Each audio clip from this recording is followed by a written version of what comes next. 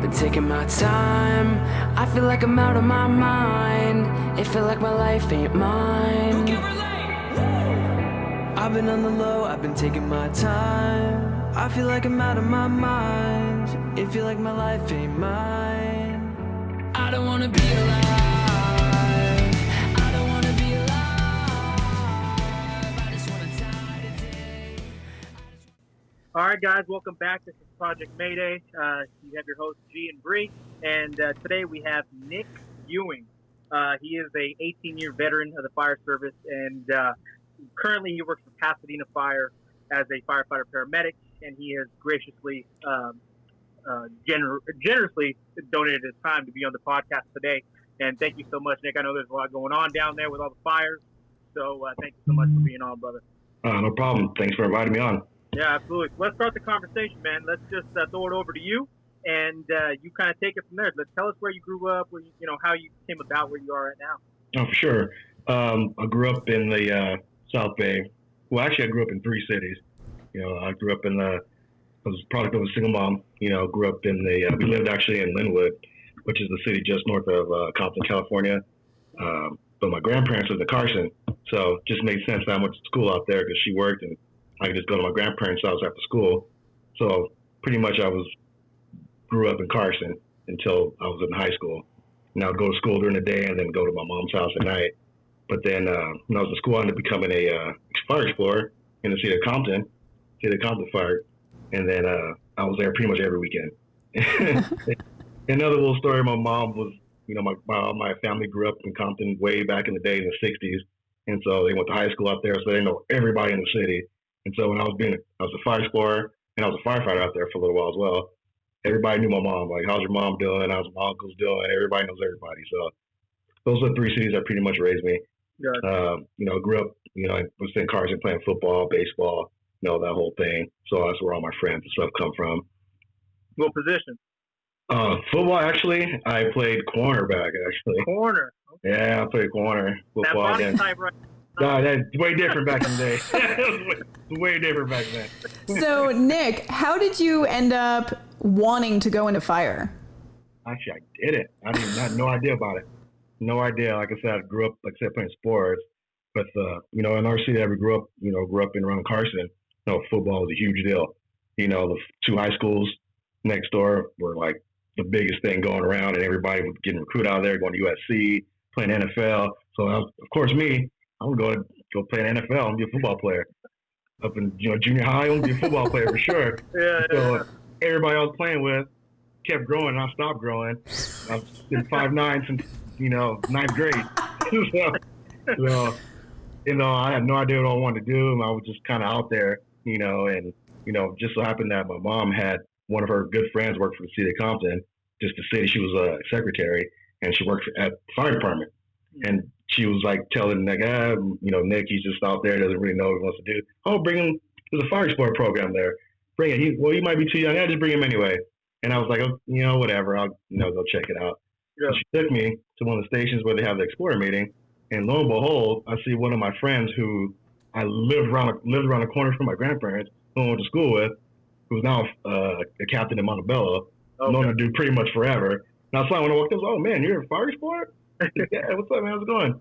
Okay, cool. Right then, boom, I was in. And never looked back. I was a fire explorer for 4 years with the city of Compton, and I ended up getting hired there as a firefighter, and the rest is history. Yeah, that's great. Well, you said 18 years when we got to know each other. I figured that's around the time frame of 9/11, and I thought maybe that had something to do with it. Wasn't really the case. No, I was an EMT at that time in 2001. And it, I was in the fire stations. I was what they call the EMT ambulance interns, city of Compton, and it was, we're in the firehouse, and that was a big deal. I was already involved in the fire service by that point. I was in and out of fire stations pretty much my entire, adolescence. I was 14, so yeah, it hit me big. Yeah. Gotcha. I love that. I love that the community outreach just took you and under its wing, and you got connected to all the people in public safety. Yeah, it was weird. Those Explorer programs are key. Yeah. Oh yeah. So let's dive into how it was back then. When you first started. the fire service and how it is now, 18 years later. Kind of dive into that a little bit. What do you see? Oh man, it's night and day, both good and maybe good and not so good. It was maybe at that time when I was 14, 15, it was it was wild, man. Like they didn't do a lot of the wild stuff, and a lot of times I was there because obviously I was riding along, every weekend.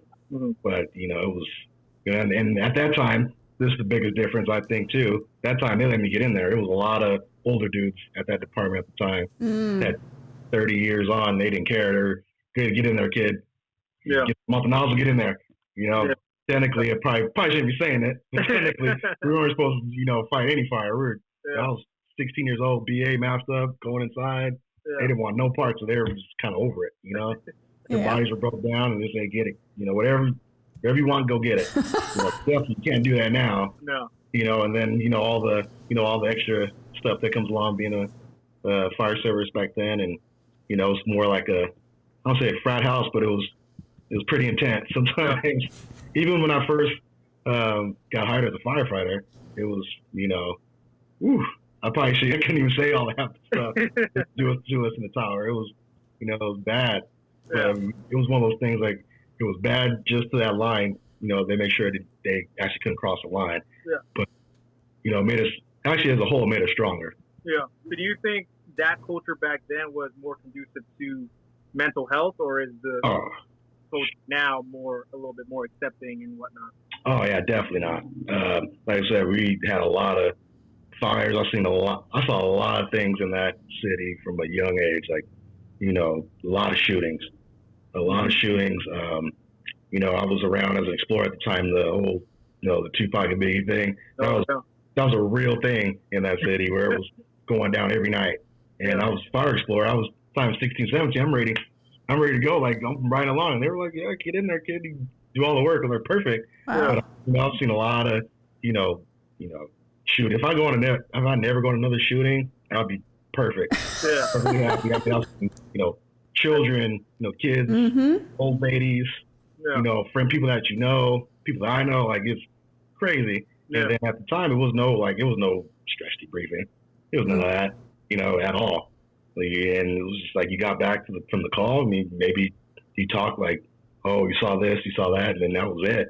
And then, as I became a firefighter, it was sort of the same deal. Yeah. But what we ended up doing was we ended up going to a local restaurant in Long Beach called Schooner Relators. It's open at 6 o'clock in the morning, and they're like a breakfast place, but they serve beer. So we all go drink, eat, talk about it, and then kind of handle it that way. Yeah. Yeah, so it's about the brotherhood, right? Yeah. I mean, where you depended on each other, and that's kind of what got you through, even when you were just a kid, really. I mean, 18, 19, young, early 20s, you're a kid. Yeah, when there was no, like nobody even dared to say, I gotta go home. I mean, there was none of that. Yeah. It was like, I hadn't even heard of that until, maybe 10, 12 years ago. It was like, oh, critical incident stress debriefing, that's a real thing. Like, you want to go home. And then still at that time, still looked upon like, what are you going home for? It's your job. Do your job. Well, okay. Talking about critical stress debriefings though now, do you think does it help you? Have you gone to them? Do you think they're helpful to you? Honestly, I've never had it. Really? I'm not gonna lie, I've never had it. Yeah. We've had the calls, but I don't think I've never had an official critical incident stress debriefing. I don't think I've ever had it. A real one, We've had it at the station. Like now, I guess you can call it that because we would come back from the station and back calls, and the captain would be like, "Hey, did everybody have a problem with it? Anybody need to go home? Let's talk about it. Let's, really put this on the table." Mm-hmm. And guys will talk, and that's a whole, 180 from what it was, 15 years. So. What about if they make it mandatory? I mean, it is now with us. It's, it is now, but that's fine. That's great. I'm all for it. Yeah. I've never personally. I'm probably to the point now where it's like, I don't even know. Truly, just honestly, I'm not even truly sure if I even need one. Because I've been so used to doing it on my own. Well, maybe that's the kind of culture that we got to change a little bit. Right, for sure. So, when you say you're so used to doing it on your own, what do you do? Either you just go work out, try to book a fishing trip if I can. most of the times, like, to go home and just see my kids and hang out on the couch with them. And that's, just kind of just chill for the rest of the day, or see some of my guys who I'm friends with that live around next to me. Hey, let's go out and just hang out, have a beer real quick at lunch, and hang out that way. Do you actually talk to anyone about it, or do you just kind of de-stress your own way? I usually talk about basically to the guys who are on the call, or things like that, or after action reviews and stuff like that. But yeah, that's Gotcha. Let's go back a little bit. I know it's kind of hard to talk about certain calls, but is there a certain call that you still kind of, you're driving and it, pops up in your head, or something reminds you of that call? If you're comfortable with talking a little bit about that call. Oh man, it's because I kind of don't like doing it, because then if I think about one, it's like, oh no, it's another one. It's like so many. Like there's, obviously anything involving kids is always like the worst. Even when I was younger, it's always like the worst deal. Especially now that I have kids of my own. I became a father, like 6 years ago the first time, and it's like I can see now. I know the complete difference. It was like, oh man, this is terrible.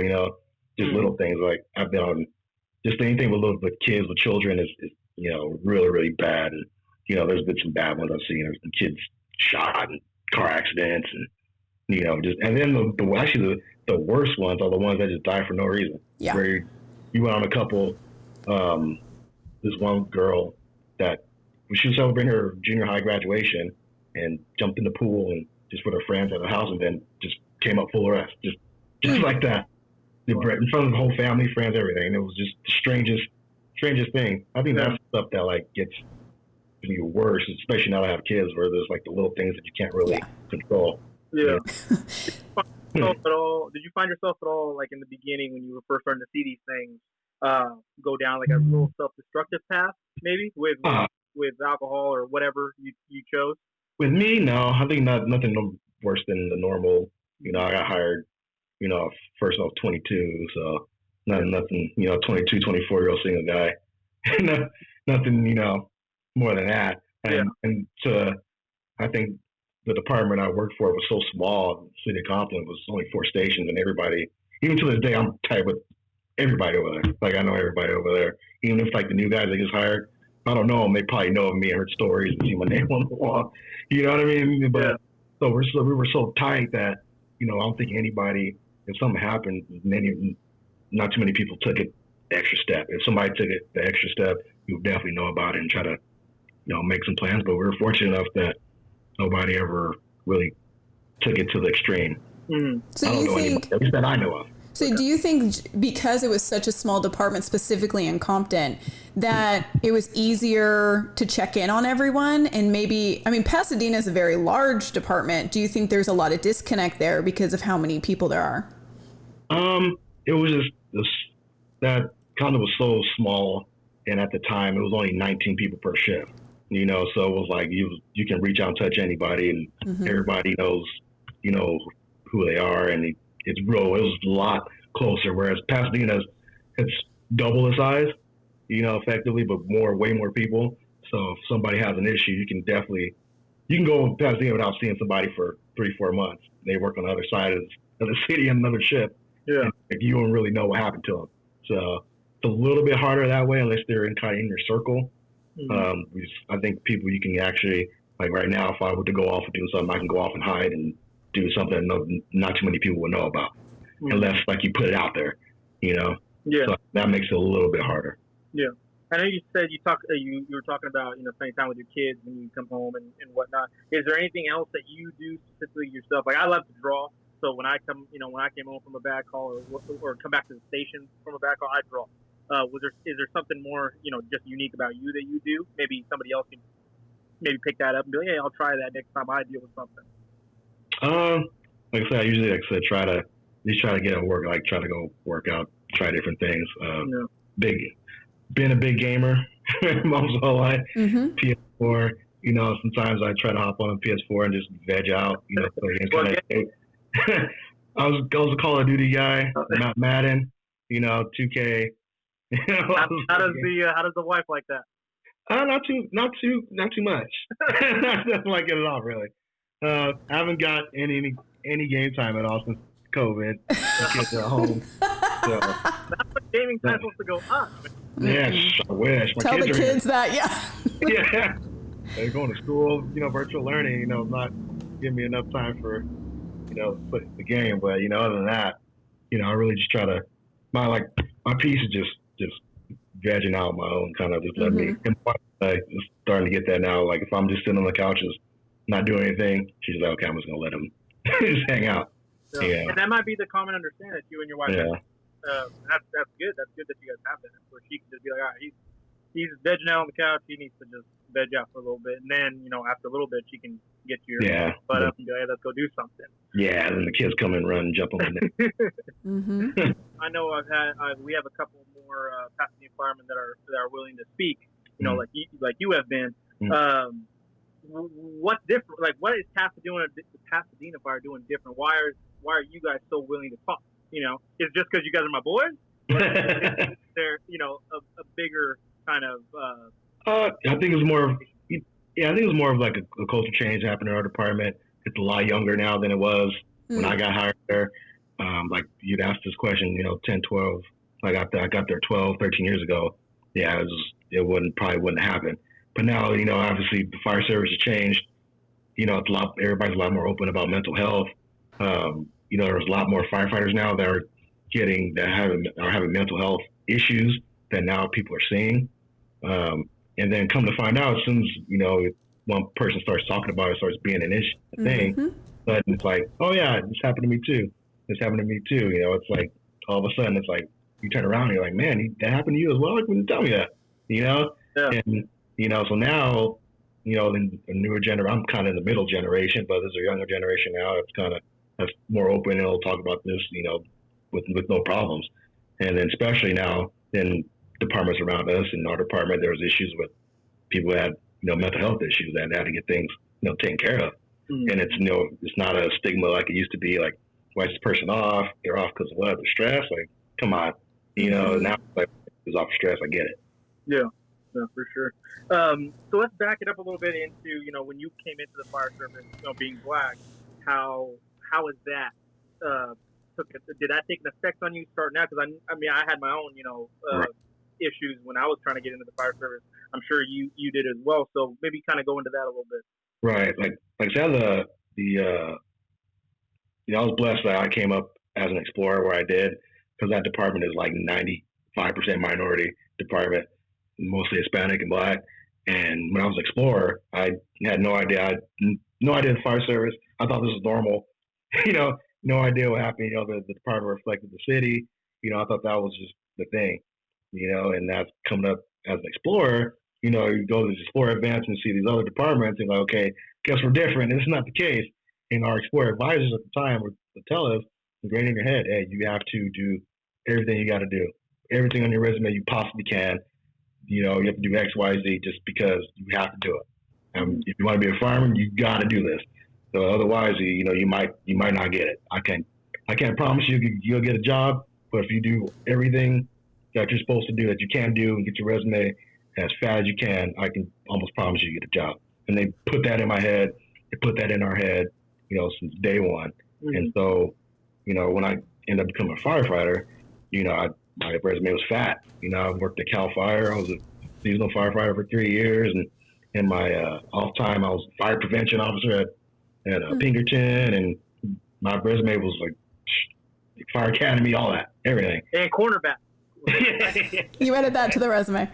Yeah, right. And so when it comes down to obviously I'm a firefighter, got a badge on my chest, and you start going to these other departments, talking to people or other places. Oh, you're a firefighter. Oh, you can tell like, oh, I'll probably only be fireman because you're black. You got hired, and I've heard that before too. Oh, I'm sure. Oh, I've heard it before too. Oh yeah, I got hired because black. I can't get hired because I'm white. It's like, it doesn't make any sense. Where, and you start talking to these guys, and come, kind of find out you've been a basic. I don't know if I can curse on here, but basic bitch fireman. These just fire academy, EMT, and a reserve somewhere. Basic bitch. That's nothing. It's like, what are you doing? Yeah. I could put my resume on the wall with anybody. So, I could say the same thing to you. They hired you because you're white. They hired me because I'm black. Yeah. They asked me what I did, but that's a big, I was a big, probably still is, but that was like a big issue. People just think you have the job because you're either a woman or you're black. They have no idea what what your resume is, and you start talking about what you did before in the fire service. It's like, okay, yeah, I guess not. So I do want to bring up, Nick, some statistics, and I want to just chat with it because we're talking about mental wellness, and one of the stressors could be what you bring into the job, right? So I want to talk about this issue. And Harvard Business Review article came out in 2018 saying that 96% are men who are in the fire department and 82% are white. And the Bureau of Labor Statistics say that less than 8% are African Americans who are firefighters. So we're seeing majority white male. Now, there's a quote, "Black firefighters still face challenges with social exclusion and explicit racism." In your personal experience, obviously you're just speaking for yourself, do you feel that has inhibited your ability to be a part of the brotherhood? Do you think that has affected you at all? Not that I know, maybe it has. And, I can probably put it in maybe circumstances probably did, but I really don't know for sure. So I really can say, but for what I can see, I don't think so, but I know that stuff happens for sure. Yeah. Hasn't happened to me. Hopefully it hasn't happened to me that I can prove or anything. So, well, you said it's happened to other people. Do you know someone personally that Oh yeah, I know. There's a lot of stories. Like, we've been blessed to have, it says only 8% black firefighters, but there is, black firefighters associations where you can, you can congregate and, we can learn about each other's, issues and stuff like that. And then, there was a gentleman by the name of Carl Holmes who just passed away not too long ago. He was the first black fire chief in Oklahoma City, and he was trying to do some training and get, a National Fire Academy. He kept getting denied. He was like, how come I'm getting denied to go to National Fire Academy? I'm a fire chief, paid career fire. And then you got these guys from, volunteer fire departments, somewhere not, they're going, but I can't go. So he said, forget it, I'm going to make my own program. So he started made his own program, his executive development program, which has been going on for, the longest time, maybe I want to say like 30 years. And so it's not just for black firefighters, it's for anybody, but if you want to go, it's put on at a historically black college in New Orleans, Louisiana, Dillard University. And I graduated. It was the 5-year executive development program. They have, minority fire chiefs from all across the country come out, teach classes, executive development classes, gets ready for, promotional stuff like that. And while you're there, while I was there was, hundreds of people taking the same, it's a week-long deal. It's actually a 5-year program, once a week, 1 week a year, for 5 years. And then, you're done, you're graduated. But while you're there, you're talking to firefighters from all over the place, and you're hearing their stories and what they're going through, and you're like, Jesus, this goes on. Like, we're blessed. Like Southern California, I know it's not perfect, but it's definitely not like what it is in some places in Georgia and Florida. You're like, oh my God, dude, you guys, like, that really happens. You guys really have segregated fire stations still. Stuff like that. Like, it's crazy. You guys haven't hired a woman ever in the history of your department, and you're a huge metropolitan fire department. It doesn't make any sense to me. Yeah. And little things like that, you can, get those stories and kind of get encouraged, and, you develop a friendship with people like that. And you can be, because those issues aren't as effective to me, doesn't mean I can't listen to somebody else and help them with their issues. Absolutely. Yeah. I mean, I definitely wanted to bring this up because you've been 18 years as a firefighter, paramedic. And I think it's really important because you're saying you personally haven't struggled with PTSD. And even though you've had really difficult calls that you just talked about, and I think it's really important that one of those stressors could have been what you're bringing into the fire department, right? But you said you're prepared, and you were also in the Explorers program. So you had a really good foundation, even from a child, right? You said you were 14 in the Explorers program in Compton, which means you already had your close-knit community where you would talk, or maybe not talk about things, but you had that brotherhood, sisterhood.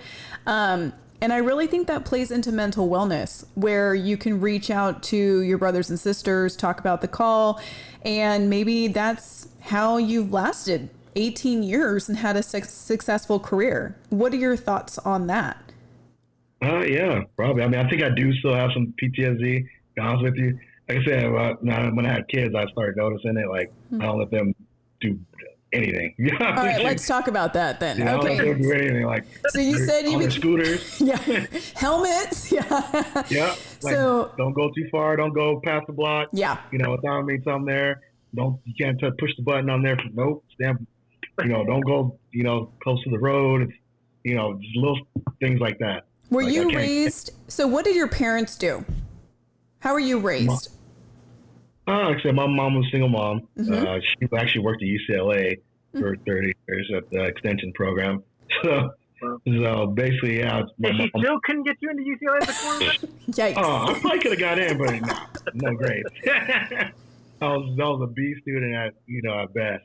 I graduated, I think, with like a 3.3 or so. Like that. Nothing. Yeah, UCLA would burned my application.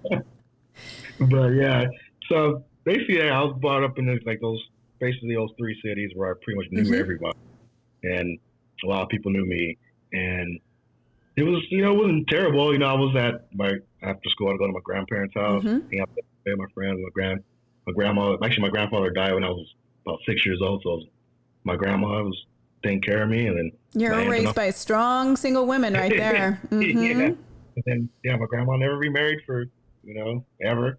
So, and so just my aunts and uncles would always come by, and the neighbors, and that was pretty much it. And like I said, on the weekends I'd be at, in Compton and doing my ride-alongs and my explore. So like that. Do you think that your childhood was a lot different than how you're raising your kids when it comes to freedom? Oh yeah, way different. It's not even close. I should leave the house. I should leave the house and not come back. Until the streetlights came on. Never knew where I was. Yep. And then, my mom, like I said, knew everybody in the city of Compton. So we'd go to house parties or friends, and I'd get in the house and just run around, play with our friends, and, they'd be in the back playing cards and stuff. And, that kind of stuff really doesn't, happen anymore. You can't really ride your bike, to the park, all day and without checked in. And I was doing the stuff I did when I was a kid. It was crazy. There's no way I would like that. For sure. And those bikes had those pegs on the back. So yeah. In the back, you drive it. On the front, dude. Oh yeah, it's right. The handlebars.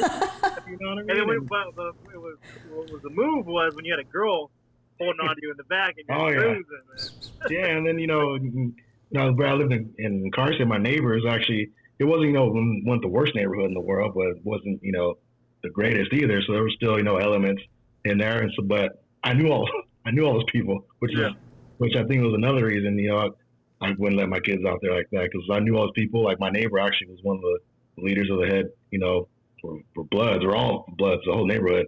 But I knew all those guys, and they say, hey, Nick, why don't you go to the store for me real quick? Oh, cool, let's go to the store. We're good. Yeah, grab me this and that, and here, buy keep the change. Perfect. Go to the store, find whatever they needed, and come back and change. And all these guys are cool. And my grandma, they knew my grandma. They leave this guy alone. They would take care of me. Like, oh, it's okay. They were scared of her. So, I was like, I'll be out all day. I'll never let my kids do that. I would get dropped off to football practice. When I was little, baseball practice. Call me when you're ready. Get picked up. Okay, cool. I'm a coach of my kids' team. Kids baseball teams, like, man, I would never do that to my kids. It's funny. I mean, it wasn't their fault. It wasn't like my parents' fault or my family's fault. Just the way it was back then. Yeah. Walking to school. I was in third grade and walked to school. So you said you had people that you knew and all that. Now let's talk about people that don't know you. So patients. So when you're going to patients' homes on medical calls and whatnot, have you felt animosity towards maybe white patients, or because I know I have. Oh yeah. So talk to that a little bit. Yeah, I mean I've been called N-word, a ton of times, which doesn't bother me. It's usually by people who are either, crazy, I won't say crazy, mentally ill or drunk, homeless people, things like that. Never your regular chest pain patient. But if you have the looks, and it's like, well, I'm the highest medical authority here. This is what you're going to get. Yeah. If you're in pain now, I suggest you probably suck it up for the next 20 minutes until you get to the hospital. So okay, in those situations, whoever you're with, do they say anything? Do you talk about it after, or it's totally disregarded? They'll say something to the patient, but 9 times out of 10, I'll just be laughing. Right. I don't pay that stuff any mind. Yeah. Okay, yeah, I get it. Okay, cool. All right, let's go. Let's go to the hospital. You'll be back here with me. Yeah. Whatever. And they'll engage. I don't really engage with people that are, kind of like that are, either drunk or, mentally ill. I just don't engage. Right. I just don't engage with them in any way. Like when they're kind of going off, I'll just, okay, you can go off. Okay, do you have any medical problems? Like, oh, okay. Do you take any medicine? You just, I try not to. And then when they're drunk, you find the thickest gauge needle you got. Oh yeah. No, EJ. No one does that, Gene. No one EJ, does that. Right? 16 EJ. So, with all this mental health, awareness going on and whatnot nowadays, is there like a special place you go to, your Zen garden? Do you go anywhere? Do you do anything that's kind of different? Shoot, I don't have time. Not really. Right now, it's hard to even have time to do that. Actually, the funny part is like my Zen place is actually my car driving home because it takes me like 45 minutes. I just throw a podcast on and just zen out, drive on the way home. Because as soon as I get home, it's on the distance learning with my kids, and there's no breaks. And honestly, Nick, we did a podcast about couples and what first responders bring in, and you said your wife's a nurse, so you have that element too. And obviously distance learning and COVID and this whole crazy world we live in. But that was actually one of the de-stressor tips, was spend that extra 10 minutes in your car before you walk through that door, because your kids don't care you're a fireman. They don't care. You're dead. And your wife doesn't care either. You're her husband. No. And so then it's like just to de-stress for your own personal self. And you said you kind of zen out, you're driving in your car. And I think that's a really good tip. I mean, honestly, for other people, even having a commute might actually give you that, I don't know, special time where you. I love the drive. Like we moved out here 7 years ago. And it was like, I like the drive. I'm not a morning person at all. I like, getting up and kind of easing into the morning. Yeah. And when I get out, I'll leave the house here like 4:45, and I like kind of just sit in the traffic, just ease into the morning. Yeah. So what you're saying is when somebody calls 911 in Pasadena before 5 o'clock in the morning, it is not the great patient care. No, it's great patient care, but it's like let's go. Like let's not stop playing. Let's go to the hospital. You want to go hospital? Tell me what's wrong. Let's move on. It's not enough time to make a decision. Like, let's go. All right, Nick, we're kind of wrapping it up here. Before our rapid fire 5 questions, I know that you're nervous for.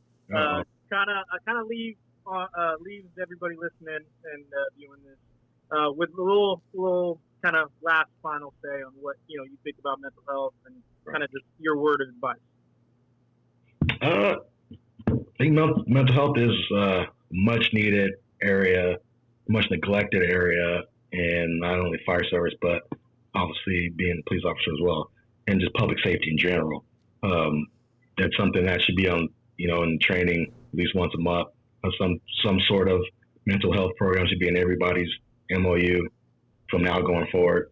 Whether if you're, you should have some sort, whatever you negotiate, there should be something, whether it's meditation time or the city's paying for, massages or just anything like that to help people with their mental health. I think it's huge. And not only will it's huge for us, but it's definitely, it's a win-win for the city as well, because it'll keep your employees, nice, healthy for the long, 30 years of their career. You won't have to be paying it on the back end where people are stressed out and don't want to do the job anymore. So it just is a win-win for everybody. And I hope everybody starts getting on this new train that's coming through, because I like it. For sure. All right, Bree, take over here. Okay, Nick. So these are... The rule is one word or one phrase. Oof. Ooh. Right. Okay. So, Nick, I have 5 questions for you. Like G just said, one word for an answer or one phrase. Okay? Okay. These aren't super hard, so it's fine. Okay. Number 1. Who's your favorite singer? Ooh. Favorite singer to Janet Jackson. Okay. Okay. Number 2. If you could be any flavor of ice cream, what ice cream flavor would you be? I'm going to go cookies and cream. Okay.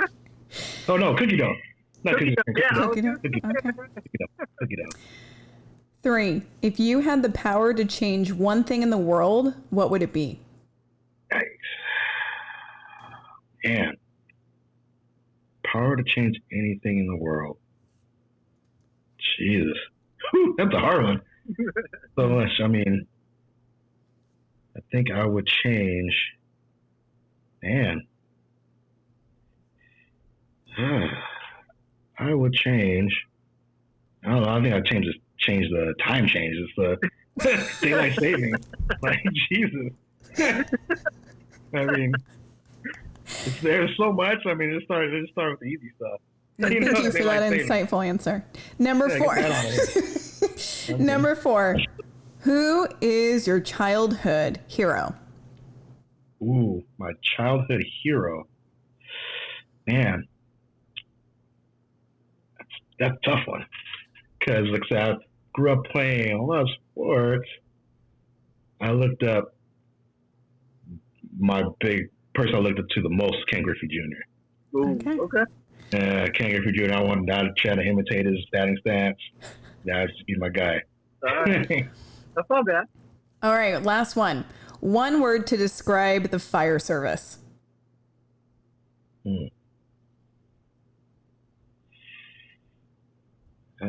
One word to describe this fire service would be adaptive. Ooh, I like that. Yeah, that's a good one. Good. That's the way to end on that one. Nick, thank you so much again. I know Hey, no problem. it took a lot of time just to get this,